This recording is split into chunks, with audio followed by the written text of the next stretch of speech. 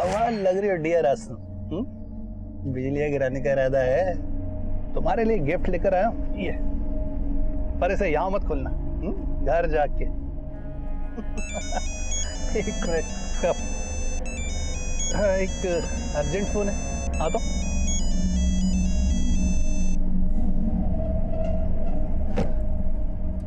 हाँ डियर, बोलो। पहले तुम बताओ कि तुम किस डियर के साथ हो। क्या बात कर रही हो तुम? अरे जरूरी मीटिंग में हूँ भाई। अच्छा, और मैं तुम्हारे ऑफिस में तुम्हारे मैनेजर के सामने खड़ी हूँ। अब तुम मुझे बताओ कि तुम्हारी किस लड़की के साथ मीटिंग चल रही है। कैसी? वो क्या? अगर 15 मिनट में तुम घर नहीं पहुंचे तो वहीं आकर तुम्हें और उस लड़की को जान से मार डालूंगी, समझे? अरे क्या? मनोहर की वाइफ रीमा गायब है? हाँ सर, 1.5 साल पहले तक तो रीमा का मनोहर जी के साथ ही रहती थी, पर अचानक फिर वो गायब हो गई। और जब भी हम मनोहर जी से इस बारे में पूछते थे तो वो टाल देते थे। क्या वजह हो सकती है? मनोहर का और उसकी बीवी का आपस में कोई झगड़ा? सर, दोनों में लड़ाई झगड़ा तो बहुत होता है। कई बार मैंने खुद उनको लड़ते हुए देखा था।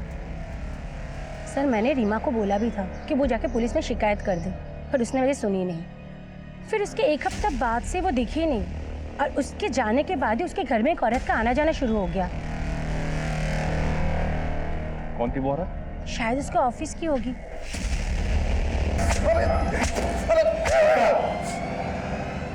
चल, समझा शुरू। सर, जरूर आपके किसी ने कान भरे हैं सर। हमने अपनी बीवी को मारा ही नहीं है सर। वो खुद हमें छोड़ के चली गई। आजकल कहाँ है रीमा? सर, हमको मालूम नहीं सर। तेरी पूरी पोल पट्टी खुल गई है। धोखा दे रहा था ना अपनी बीवी को? सर, आप जिस औरत की बात कर रहे हैं वो हमारी कलीग थी सर, मीनाक्षी। हम और वो अच्छे दोस्त हैं सर। धोखा तो हमारी बीवी ने हमको दिया है सर। हमारे ऑफिस में एक हमारे जूनियर रोहन के साथ उसका चक्कर चल रहा था सर।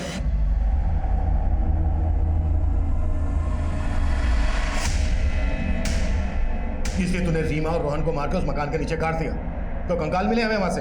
अब ये बोल, मीनाक्षी भी इसमें इन्वॉल्व थी? मीनाक्षी, मनोहर की बीवी गायब है, और तुम्हारे दोस्त के घर से मैं 2 कंकाल मिले, और तुम्हारे ऑफिस हमने ये भी पता लगा लिया कि रोहन भी तभी से गायब है जब से रीमा। तुमने नहीं तो क्या अकेले मनोहर ने कांड किया है? अपनी पत्नी का पता बोल, हमें उसके मैके वालों से मिलना है। सर, रीमा का यहाँ कोई नहीं था सर, और हम भी रीमा को अपनी शादी के सिर्फ 6 महीने पहले से ही जानते थे सर। रीमा मनोहर की दूसरी पत्नी है। पहली पत्नी तो 10 साल पहले ही गुजर गई थी। 2 साल पहले ही रीमा और मनोहर ने शादी की थी। सर, वो कंकाल रीमा और रोहन के हैं ही नहीं। पुराना कांड है सर। कोई हमसे पहले जो रहता होगा ना, उसने किसी कपल को गाड़ दिया होगा वहां ले जाके। तेरे से पहले कौन रहता था वहां? सर, ओम प्रकाश बिल्डर से लिया था हमने मकान। आज कहाँ ले जा रहे हो हनी? आज हाईवे रिसोर्ट पे कमरा बुक किया है तुम्हारे लिए। इसका फोन आ गया, एक मिनट। हाँ बोलो। सर, कहाँ हैं आप? क्या? मेरी बीवी फिर से ऑफिस आ गई क्या? सर, बीवी नहीं, आफत आई है। पुलिस को आपके घर से 2 कंकाल मिले हैं। क्या बकवास कर रहे हो तुम? किसने खबर दी है तुम्हें? सर, अगर आपके पास फुर्सत है तो खुद चेक कर लीजिए। टीवी, अखबार, सोशल मीडिया सब में खबर चल रही है।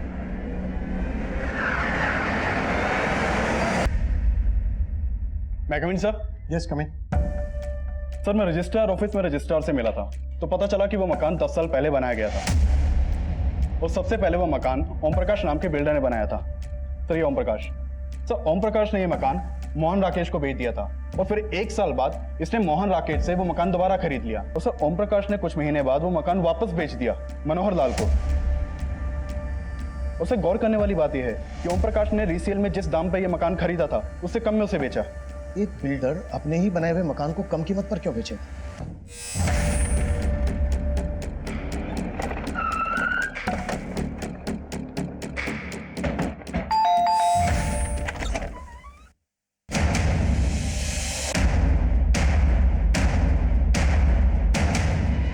आपने अपना मकान कम कीमत में बेचा।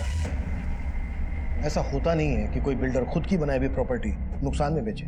नहीं, वैसी बात नहीं है सर। क्या है, मेरे को फैमिली के लिए थोड़ा बड़ा घर चाहिए था, इसलिए मैंने वो घर निकाल दिया। बाकी और कोई बात नहीं है सर। कहीं ऐसा तो नहीं है कि कम कीमत में इसलिए बेचा क्योंकि 2 लाशें दफन थी जमीन के नीचे? उस कपल को मार के गाड़ दिया।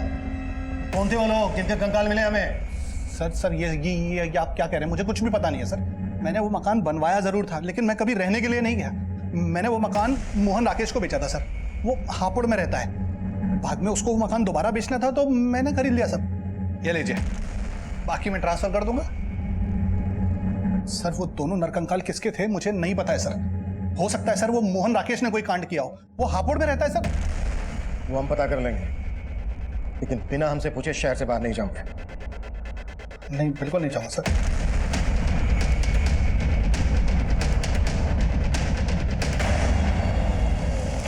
सर वो घर मैंने 2010 में खरीदा था, फिर मेरा मुंबई में ट्रांसफर हो गया।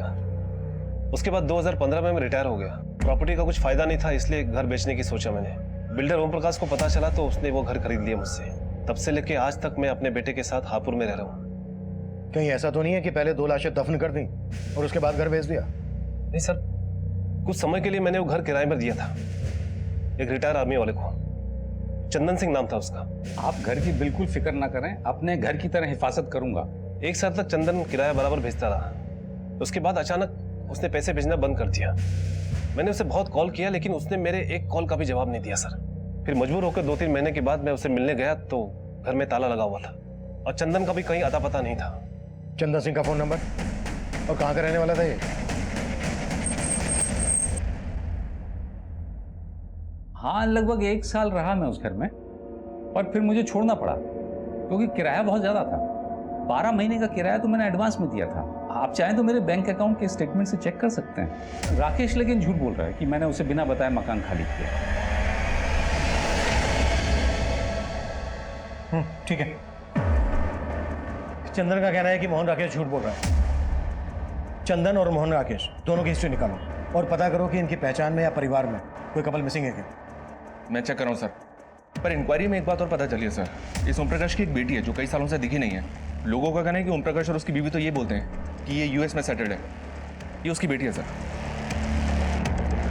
ठीक है, रीमा और रोहन के साथ साथ ओम प्रकाश की इस बेटी के बारे में पता करो कि वाकई में यूएस में है क्या फिर इसमें कोई ऑनर किलिंग का एंगल है। Okay sir. अरे अब तो मैं घर से बाहर भी नहीं जाता। अब किस बात की टेंशन ले रही हो? टेंशन तो मेरी जिंदगी में उसी दिन घर कर गई थी जिस दिन तुमसे मेरी शादी हुई थी। ये टेंशन मरने के बाद भी मेरा पीछा नहीं छोड़ने वाली। सर मैंने पता किया, ओम प्रकाश की बेटी वाकई में यूएस में सेटल्ड है। लेकिन सर एक मिसिंग कपल मिला है जिसका कनेक्शन ओम प्रकाश के साथ है। इस ओम प्रकाश ने एक बार नगर पालिका के एग्जीक्यूटिव इंजीनियर को जान से मारने की धमकी दी थी। ये देखिए सर, ये वो इंजीनियर है, इसका नाम प्रताप है। इसने एफआईआर भी करवाई थी, लेकिन एफआईआर के चंद दिनों बाद ही प्रताप और उसकी पत्नी प्रीति दोनों लापता हो गए और उस केस का प्राइम सस्पेक्ट ये ओम प्रकाश ही था।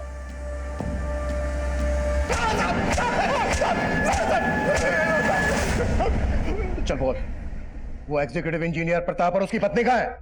बेवजह शक कर रहे हैं सर मुझ पर। सेशन कोर्ट ने भी मुझे बरी कर दिया साहब। मेरे खिलाफ कोई सबूत नहीं मिला साहब। सबूत तो अब मिला है। 2 कंकाल मिले तेरे बनाए हुए मकान में और वो केस भी अब फिर से खुलेगा। सर बात सिर्फ इतनी सी है कि मैंने उस इंजीनियर को थोड़ा सा धमकाया था साहब। सर वो 1 नंबर का भ्रष्ट आदमी था। डिपार्टमेंटल इंक्वायरी चल रही थी सर, आप पता कर सकते हैं उसके खिलाफ। उसको लगा कि वो अरेस्ट हो जाएगा इसलिए वो गायब हो गया। साहब गाजियाबाद थाने में जाके पता भी कर सकते हैं, पर उसके गायब होने में मेरा कोई हाथ नहीं है सर। जब तक सच ना खुले ना।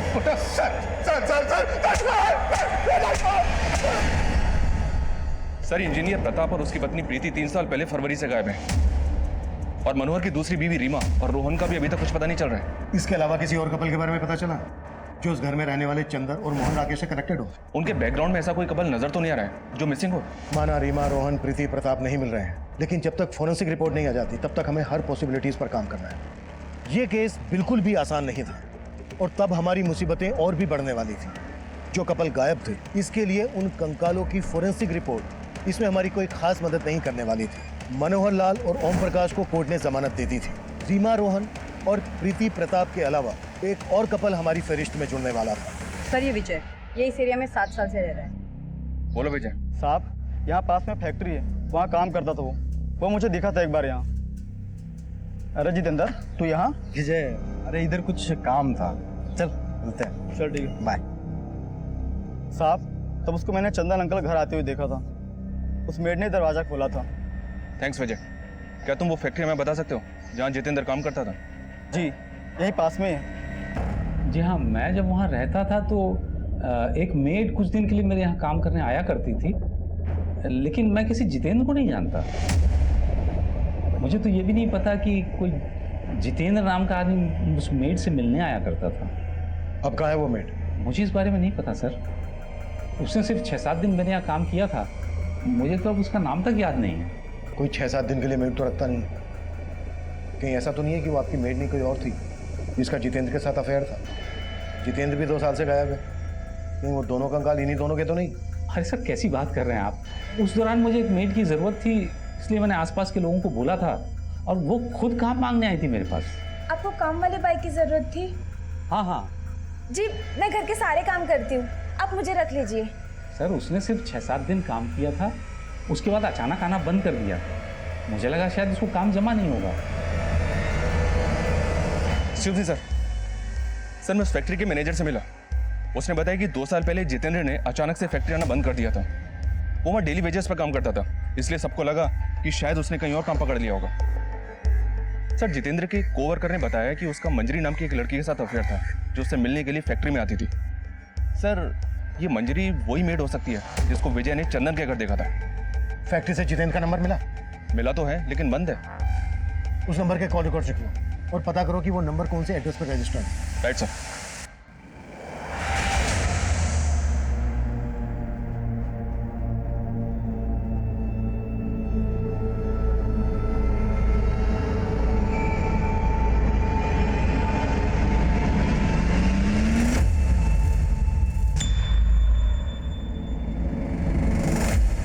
मैं कम सर? यस कम इन। सर, जितेंद्र का नंबर पिछले 2 साल से बंद है। उसके मोबाइल सर्विस प्रोवाइडर से उसका फोटो भी मिला है।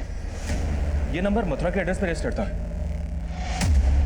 सर, वो कंकाल या सीमा रोहन के हैं या प्रीति प्रताप के, क्योंकि उन दोनों कपल्स के बारे में कोई लीड नहीं मिल रही है। पॉसिबिलिटी तो फिलहाल यही दिख रही है। ठीक है, जैसे कुछ और पता चलता है अपडेट मी। बोलो सर, उन दोनों कंकालों की फॉरेंसिक रिपोर्ट आ गई है। सर, जैसा कि हमें पता चला है कि उन दोनों कंकालों में से एक मेल है और एक फीमेल। सर, फॉरेंसिक रिपोर्ट से ये पता चला है कि मौत के समय जो मेल कंकाल है उसकी उम्र 45 से 50 होगी और जो फीमेल कंकाल है उसकी 20 से 25। इसका मतलब दोनों की उम्र में काफी फर्क था। जी सर। और सर, ये जो मेल कंकाल है उसके स्कल पे कुछ क्रैक्स हैं। ये दोनों लाशें लगभग 2 साल पुरानी हैं। इसका मतलब वो कंकाल इंजीनियर पति पत्नी के तो नहीं हो सकते। मनोहर की पत्नी उम्र में मनोहर से काफी छोटी थी और मनोहर का कलीग रोहन अब से 2 साल पहले लगभग 45 साल का था। इसका मतलब वो कपल रोहन और रीमा हो सकते हैं।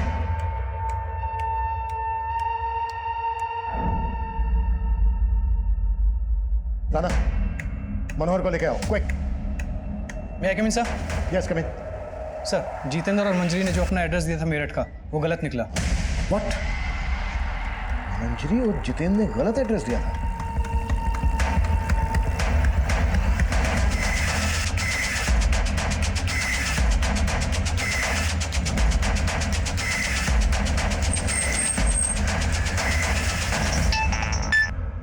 हेलो सर, मनोहर गायब है। ना ऑफिस में है ना घर में है और अपना फोन भी बंद कर रखा उसने। व्हाट? मंजरी और जितेंद्र भी गायब है? हाँ सर, पड़ोसी ने सुबह उन्हें बैगेज के साथ जाते हुए देखा है। उन दोनों के करंट फोन नंबर्स भी बंद हैं। इनकी एक एक डिटेल चाहिए मुझे। पता करो कि मनोहर के साथ इनका क्या कनेक्शन है। Okay sir. माना मंजरी और जितेंद्र की इंटेंशन हम पहले नहीं समझ पाए, लेकिन ये मनोहर हमारी नाक के नीचे से कैसे गायब हो गया? कैसे भी करके मनोहर मुझे अंदर चाहिए, कहीं से भी खोद के निकालो उसे, लेकिन जल्दी। सर, मंजरी और जितेंद्र को पहले हम विक्टिम मान रहे थे, लेकिन ये तो खिलाड़ी निकले। मंजरी चंदन के यहां पर मेट थी। हो सकता है मंजरी ने जितेंद्र के साथ मिलकर चंदन के एब्सेंस में ये कांड किया हो। आई फील मनोहर का इन दोनों के साथ कनेक्शन होगा। इन सब के पिछले 2 साल पुराने कॉल रिकॉर्ड्स निकलवाओ जल्दी। सर,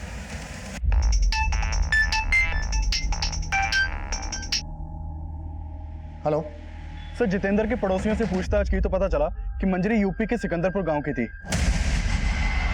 क्या उनकी मां को गांव वालों ने मार दिया? नहीं साहब, गांव वालों ने नहीं, प्रेम ने अपने कुछ साथियों के साथ मिलकर सुलेखा को मार डाला। गांव वालों के लिए सुलेखा पहले से ही डाइन साबित हो चुकी थी। उसकी मौत पर आंसू बहाने वाला कोई नहीं था। तरह तरह की भ्रांतियां भर दी गांव वालों के मन में। उसका फल मिला उसे, तिल तिल के मरा। 2 साल तक खाट से नहीं उठा मरने से पहले। लेकिन मंजरी किसी जितेंद्र नाम के लड़के के साथ शादी करके रह रही थी मथुरा में। वो तो मुझे नहीं मालूम साहब। और उनके पिता अवध सिंह, वो मेरठ में रहते हैं। वहाँ उन्होंने किसी और औरत के साथ शादी करके घर बसा लिया। मेरठ में जहाँ रहते हैं उनका पता दीजिए।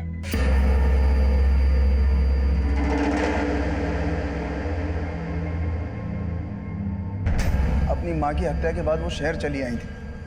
उन्हें तो ये भी नहीं मालूम था कि मैं यहाँ रहता था। उनके पास मेरा एक फोटो था बस। फिर एक फल बेचने वाली औरत की मदद से उन्होंने मेरा पता लगा लिया। ये मेरी सेकंड वाइफ है, लक्ष्मी। मैंने इन्हें भी नहीं बताया था कि मैं पहले से शादीशुदा था। मैं उन दोनों को घर में नौकरानी बना कर ले आया था और वो ये बर्दाश्त नहीं कर पाए कि उनकी माँ का हक मैंने लक्ष्मी को दिया और उनका हक नन्हे को। फिर एक दिन गुस्से में उन्होंने लक्ष्मी को सब कुछ बता दिया। वो दोनों पिघल गई थी। कसूर उनका नहीं, इनका था। मैंने तो फिर भी इनको माफ कर दिया, लेकिन वो शायद कभी इनको नहीं माफ करेंगे। इस वक्त कहाँ हैं दोनों बहनें? सर वो तो उसी दिन चली गई थी और उसके बाद लौट के घर वापस नहीं आई। कहीं ऐसा तो नहीं है कि आप जानते हैं मंजरी कहाँ है और जानबूझकर हमें नहीं बता रहे हैं? सर हमें कुछ नहीं पता। हम सच में आपसे कुछ नहीं छुपा रहे। सर उस फ्रूट बेचने वाली को गुजरे भी सालों हो चुके हैं जब पलक और मंजरी काम करती थी। ना तो जितेंद्र का कुछ पता चल रहा है और ना ही मनोहर के बारे में कोई लीड मिल रही है। मैं coming sir? Yes coming. Sir Manjari 2 साल से जितेंद्र के साथ जहाँ रह रही थी वहाँ कभी किसी ने पलक को नहीं देखा। और जितेंद्र के पड़ोसियों को तो ये तक पता नहीं कि मंजरी की कोई छोटी बहन भी है। इसका मतलब मंजरी के साथ साथ उसकी छोटी बहन पलक भी 2 साल से गायब है। गायब तो मनोहर भी है सर, और उससे हमें उसकी पत्नी रीमा के बैकग्राउंड का पता नहीं चला। तुम कहना चाह रहे हो कि पलक ही रीमा है और पलक नाम बदलकर मनोहर की जिंदगी में आई। इसी वजह से जितेंद्र और मंजरी के साथ साथ मनोहर भी गायब है। अब तक जो बातें सामने आई हैं उससे तो यही लगता है कि मंजरी अपनी छोटी बहन पलक को लेकर बहुत प्रोटेक्टिव थी। अगर पलक का मर्डर हुआ है तो फिर मंजरी भागी क्यों? क्या मंजरी भी अपनी छोटी बहन पलक के मर्डर में इन्वॉल्व है?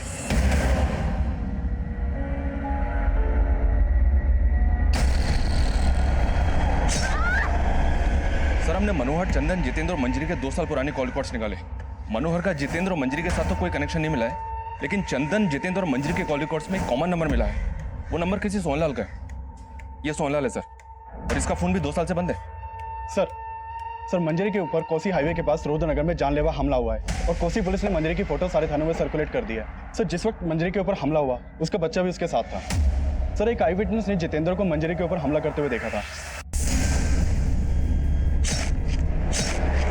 सर मंजरी जिंदा है और उसका इलाज चल रहा है और कोसी पुलिस जितेंद्र को कोसी में सब जगह ढूंढ रही है। देख, अब अगर कुछ भी छुपाया ना तो हमारे हाथ चलेंगे। ये सोहनलाल कौन है? और ये रीमा मंजरी की छोटी बहन पलक है ना? नहीं सर, ये पलक नहीं है। सर कोसी पुलिस ने जितेंद्र को अरेस्ट कर लिया है।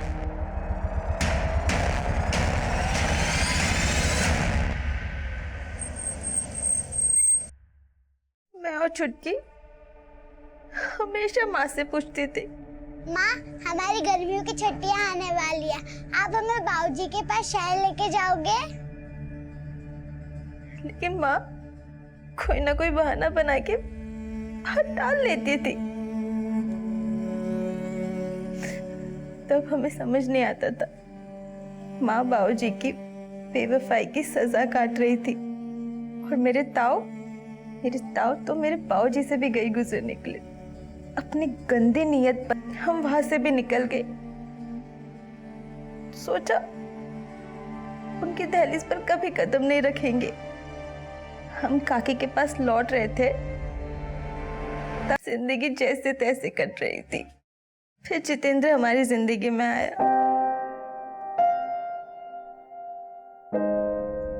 मैं मंजरी के लिए किसी हद तक जा सकता था साहब, लेकिन तब तक उसने बताया नहीं कि उसका मुंह बोला बाप सोहनलाल उसका रेप करता था। सिर्फ सोहनलाल ही नहीं, उसका दोस्त चंदन भी।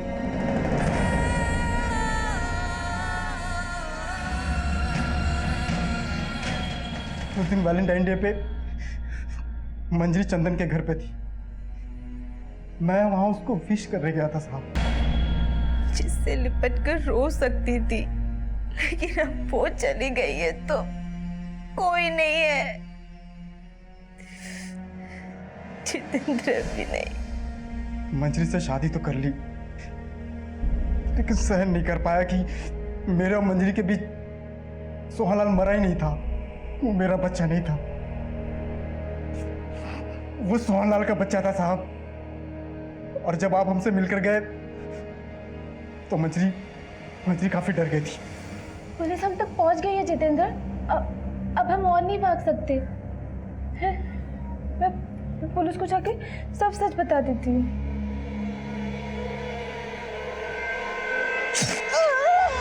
मर जाती तो जरूर पछतावा होता साहब, अगर अभी कोई पछतावा नहीं है। जिंदगी ने जो दिया है सब कुछ आपके सामने रख दिया। बस इतनी सी गुजारिश है कि मेरी बेटी वो बने जो मेरी और मेरी छुटकी की किस्मत में नहीं था।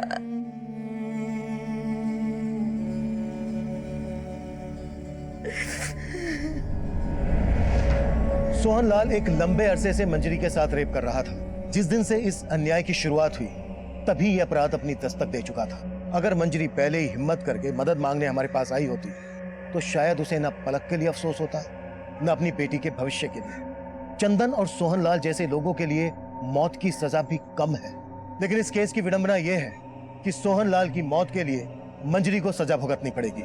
वो दो कंकाल उस घर से मिलने के बाद हमारे सामने और भी दो केसेस के गड़े मुर्दे खुले, रीमा रोहन और प्रीति प्रताप। इनका गायब होना आज भी रहस्य बना हुआ है।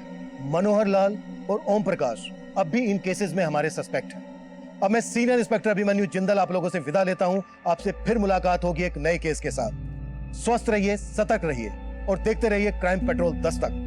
मकसद बताना नहीं, बचाना है।